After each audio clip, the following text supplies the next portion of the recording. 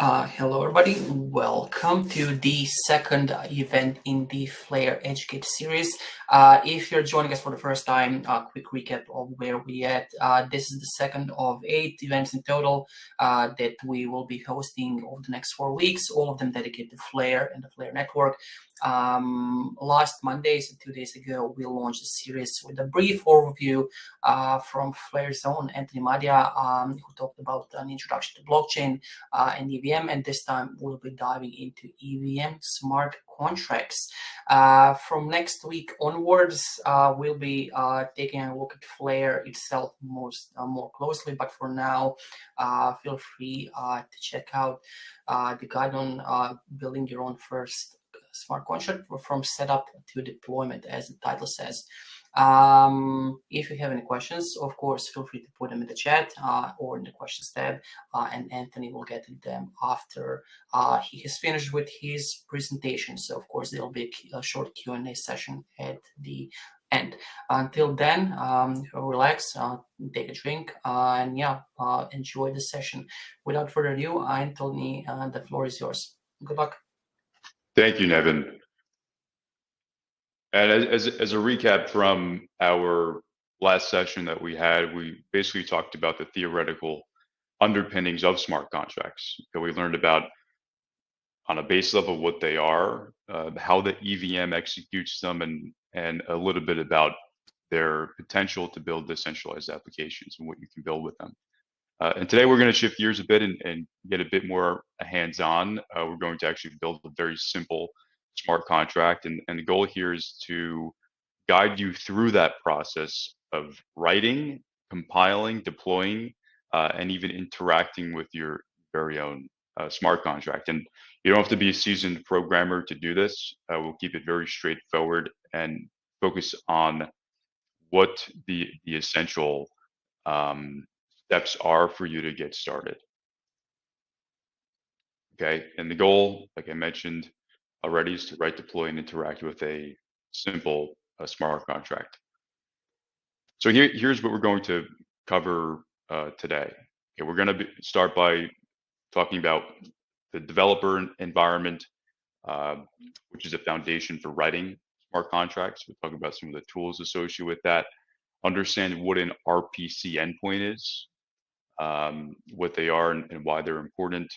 I will discuss two tools, which are Hardhat and Foundry, walk through setting up a project using Hardhat. I'll go over the commands on a higher level, not get too into the weeds.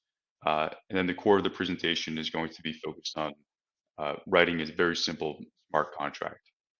Okay, and after that, we'll talk about compiling, deploying, interacting with it, and writing a basic test for the smart contract. So this is covering the basics from start to finish.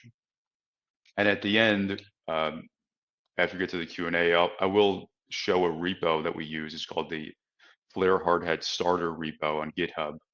I'll share that with you so you can go over that on your own time. And that's based on Hardhat for you to start writing some smart contracts. Okay, and these are the basics that I'm assuming that you may have already. You have Node.js, npm, or Yarn installed. You have VS Code, or whatever your code editor is, or Remix. And we'll talk a bit about Remix when we get towards the end. I have some more information and resources I'll share with you there. So let's talk a bit about RPC endpoints, because after you have your development environment set up, if you're using Hardhat, which we'll get to, or Foundry, whatever it is, you need a way to interact with the blockchain from your local computer, and that's where RPC endpoints come in. And what that stands for is a remote procedure call. You can think of it like as a phone line connecting your local machine to a blockchain network.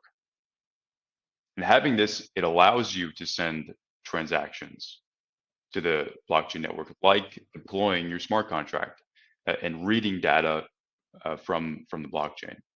And you have public RPC endpoints, and they're provided by some of the providers I have listed on this presentation here, like QuickNode, very popular, and Anchor. These are public RPC endpoints. Alchemy is another one, and they offer free tiers as well. If you are going the path of using them, you can sign up very easily by Googling them, logging in, and you can have a free tier to start interacting with blockchains and deploying contracts. And you also have test networks, which you can use. And I'll go over this when I get to the repo part of this presentation. There's many networks you can use when deploying. Costin and Costin2, those are test networks for Flare, which I'm assuming we're going to be using later on. But you also have Gorelli, Sepoila. Those are test networks specific for the Ethereum network. And I'll go into more detail on how you set those up in your Hardhat config file when we get there. So Hardhat and Foundry, I'll touch on this a little bit. When it comes to developing smart contracts, these are the basic two tools that you'll see out there. Okay, Hardhat and Foundry, they're the most popular, and Hardhat is a widely used JavaScript-based environment that makes it very easy. It's very good for beginners if you're just starting out writing smart contracts locally. It has a lot of resources online. The docs are very good to run through. Rust is a newer Rust-based environment, which is fast. There's a lot of other tools that come along with it, but for this presentation, we're going to be focusing on Hardhat.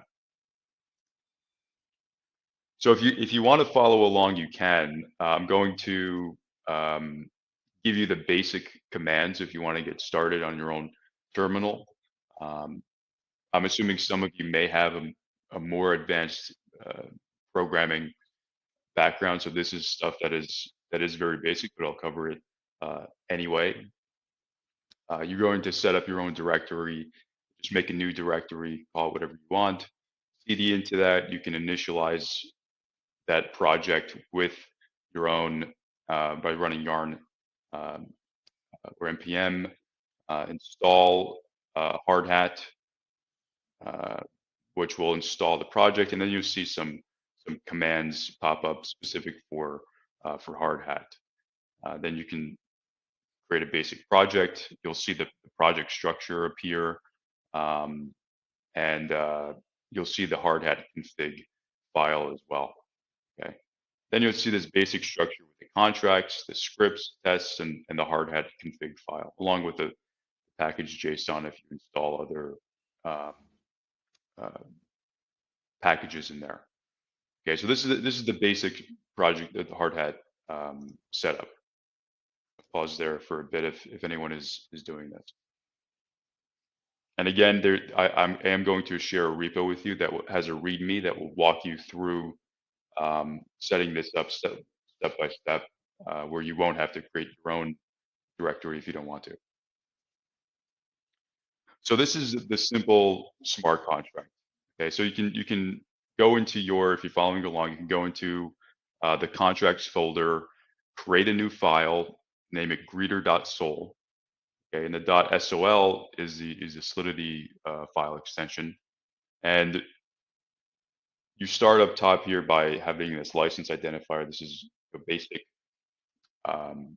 boilerplate stuff. The Pragma Solidity.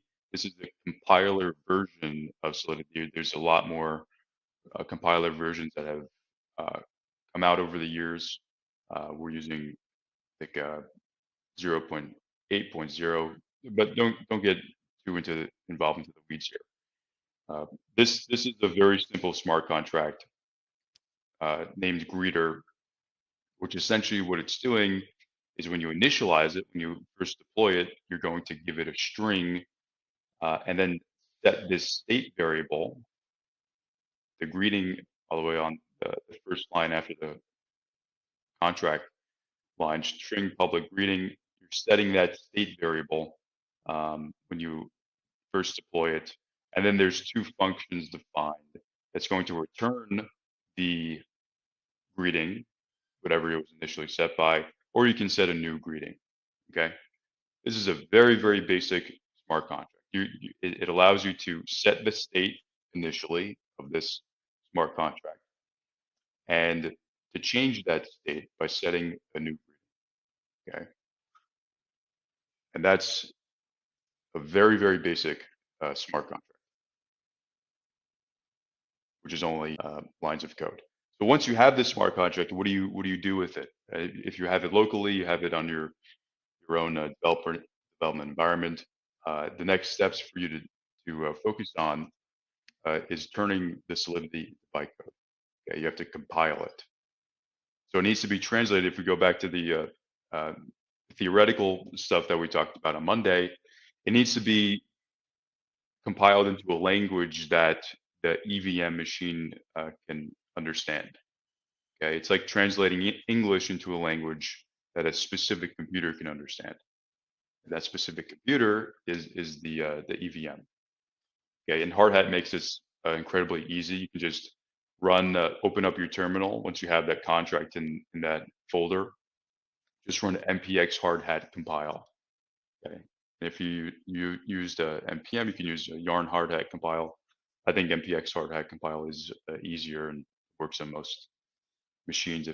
And I don't understand the specifics of what everyone is doing.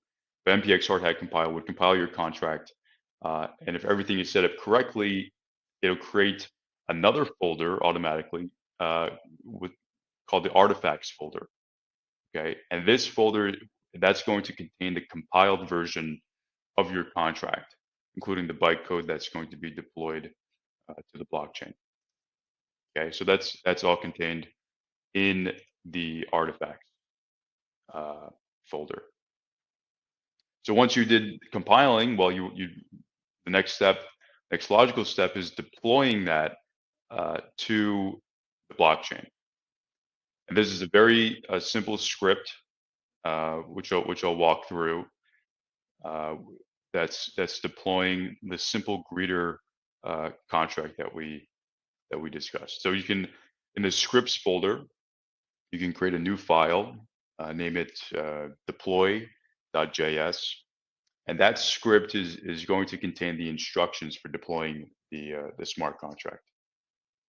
Okay, so it's first getting the contract factory. This is a very standard way to, after you compile it, you can grab it using the ethers library, get the contract factory with the name of the smart contract. Remember the contract name is greeter. Okay, placing that into a variable. And then here you can call the deploy on it, setting the initial state of that smart contract. Okay, hello blockchain. That is the greeting that you're doing. So if I go back to the constructor, this is what you're initially setting right here. Okay, the constructor takes in a parameter underscore greeting, and it's setting the initial state. And that's exactly what we're doing right here. That's what this line is doing. Okay, and then you can wait for it to be deployed. And if when you want to run this script, you can run. I think I have it listed here. npx hardhat run the scripts -- network, and this is the path of the file -- network, and then the testnet name, and this can be -- network costin2 -- network flare, which is the main net, which I don't recommend you deploy to -- network Borelli, whichever network you want to deploy to. Okay, it's this flag here followed by the testnet name. And you're going to have to make sure that when you do this, the config file is configured correctly with the specific um, with the specific networks defined. Okay, and then you can also log out the address after it's deployed. And now that you've deployed that, or after you deploy that, you can write a basic test. Okay, and if you're deploying to a test network, you're also testing if the code is working or not. So this is a basic test that you can write, and this is let me just give some background on why you would even want to write a test. Smart contracts are immutable, once you deploy them. Okay, so you're writing code to the chain that you can't change easily. So if you have a bug in your smart contract, those bugs are permanent and potentially costly if you're writing a decentralized financial application, a DeFi application. So the testing is going to help you catch the bugs and ensures that the contract that you've written behaves as you expect it to behave. Okay, so that's really why you want to focus on writing tests before you deploy it to uh, a mainnet, like the Flare mainnet or the Ethereum mainnet. Okay, so this is using Chai, which is a testing library, and you can create a new file in the test folder. Just name it greeter.test.js. And you're using this follows a describe it pattern. Okay, so anytime you want to write a test for a smart contract, you can use this pattern, describe, which is the um, to group the tests together, and then the it is defining individual test cases. Inside the test, you deploy the greeter contract with an initial greeting, and then you can use the expect. Where is it? The expect over here to assert that what you did was correct. And then you can call the set greeting function, wait for the transaction to be mined, and then assert that the greeting has been updated correctly. Okay, so this is a basic flow that you'll see with testing. All right, and that's really it from the basics of writing this simple smart contract. And again, you have to have your Hardhat project set up correctly. Open up or create a new file in the contracts directory. You compile it, turn the Solidity into bytecode, deploy it, and writing a test, and deploy it on a test network. Just want to be clear about that. Writing a basic test, and that's really it. Following the simple steps for creating your first smart contract. And I also want to let me stop sharing this screen. I'm going to in the chat here send you the GitHub repo that I was referring to, Flare to Hardhat starter. And I'm going to send you, because you guys were asking for assignments the other day, in the chat, I just posted a video, YouTube video for deploying a Hello World smart contract on Flare. Okay, so that way you can watch that many times over. You can deploy it, deploy that contract. It shows you how to get cryptocurrency because you have to pay the transaction fees, etc. What I'm going to do now, briefly, is touch on the areas like the Hardhat config, etc., that are necessary for deploying the smart contract. So this is the repo. If you open this up here, anytime you open up a new repo, go and read the README. Okay, very important that you that you go through the README. A lot of people skip this step, and then they ask questions later on. So you would clone it down, CD into it, install the packages using yarn or npm. You're going to set up the env file. Okay, and there are already smart contracts in here that you can compile, so you can see what would happen after you run those commands, and then running the tests. Okay, and deploying these as well. It has its own deployment file. Okay, that's why I didn't run these commands with you, because it's all contained in this repo here. But going to the Hardhat config, look at all this information here. If you haven't seen this file before, don't get overwhelmed by it. But you have all the networks you can deploy to right here. Okay, and I suggest you deploy to the test networks Costin or Costin 2. Okay, I prefer custom to. And again, it's just that Hardhat command dash network custom to. That's a simple flag that you use to deploy to a certain network. Okay, and you can include custom chains in here. There's other stuff that's not that important for you right now to understand, but this is where the networks are. And if you go to the contracts repo, let's find a very simple smart contract. So this is using FTSO. We'll cover this later.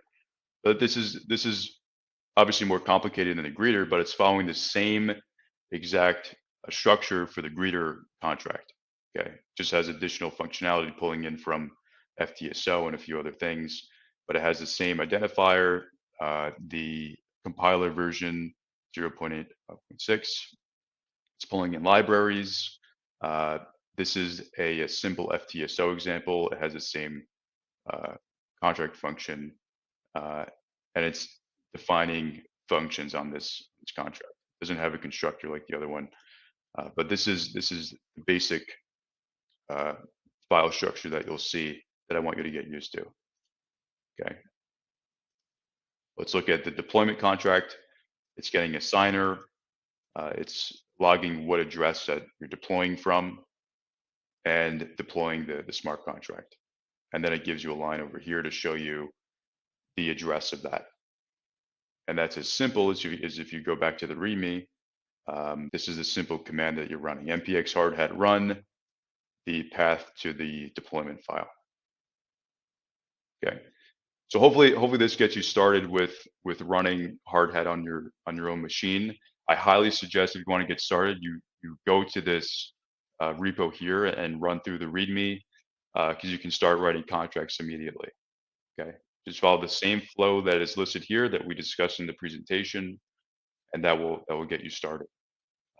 Additionally, if you need help getting I mentioned MetaMask and Coinbase, getting Ether, getting your wallet set up, and everything else. If you need to do that, now's the time to do that when you go to the YouTube link that I mentioned there.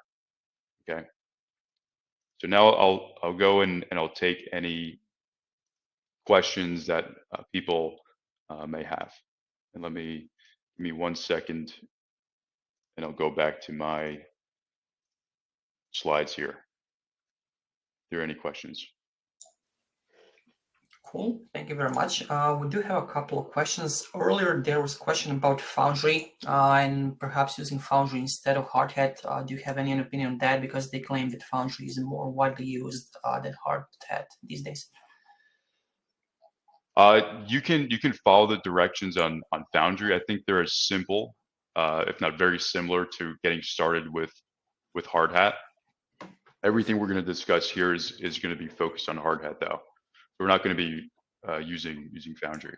I think there are some repos that can probably send along. I'll send them to Nevin that Flare uses that are using Foundry, because there are some projects using Foundry, but they're not in the Hardhat starter. I have to see if we have a starter for Foundry if you guys prefer that. But as far as I know, we don't have that. Cool. Thank you very much. Now there's a question in the questions tab. Can you explain what the greeter contract is once again?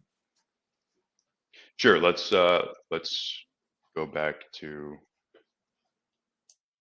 that. Okay. So the greeter contract, it's a simple smart contract that is setting the state to a simple greeting. Okay. It's just updating a string on that contract and then defining functions for you to see what that greeting was, or to set a new greeting. Okay. That's as simple as it is. That's the functionality involved in that smart contract. Amazing. Thank you very much. Next up from Adam, a question: is there a reason that there are two, custom and custom 2?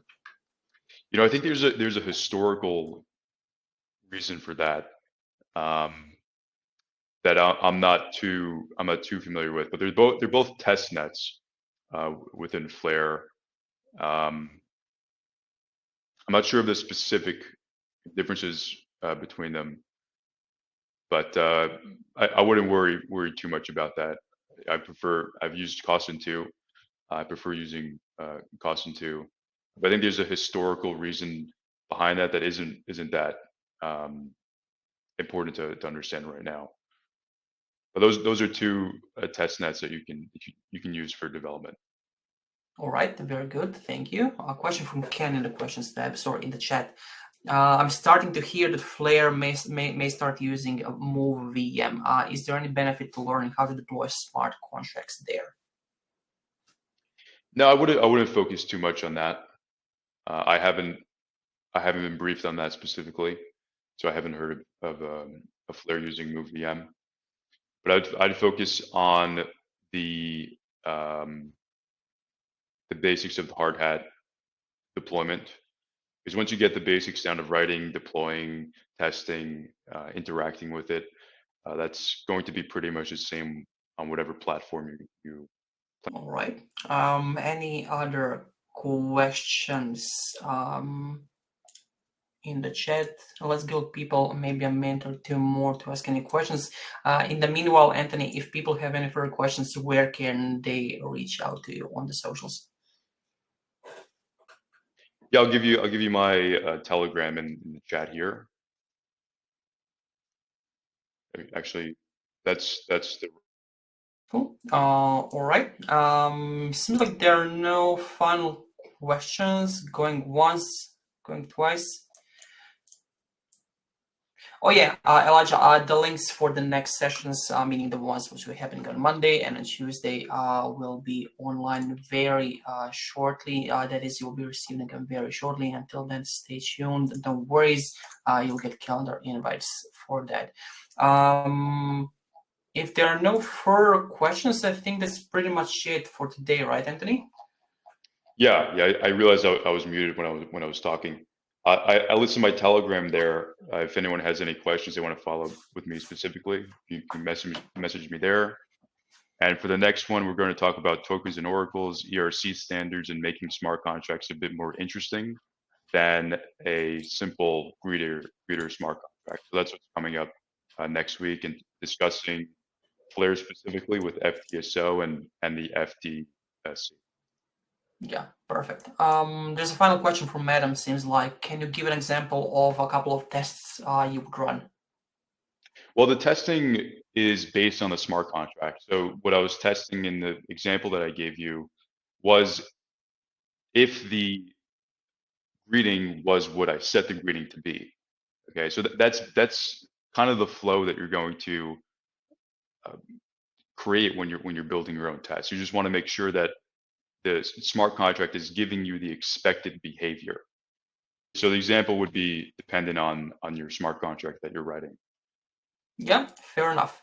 All right, then thank you very much for coming. Like Anthony said, next week on Monday the 27th, we'll be looking at tokens and oracles, and then on Wednesday the 29th, so 1 week from now, we'll be diving into Flare specifically with FTSO.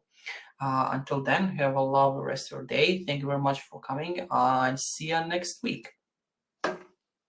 Bye, everybody. Thanks, guys.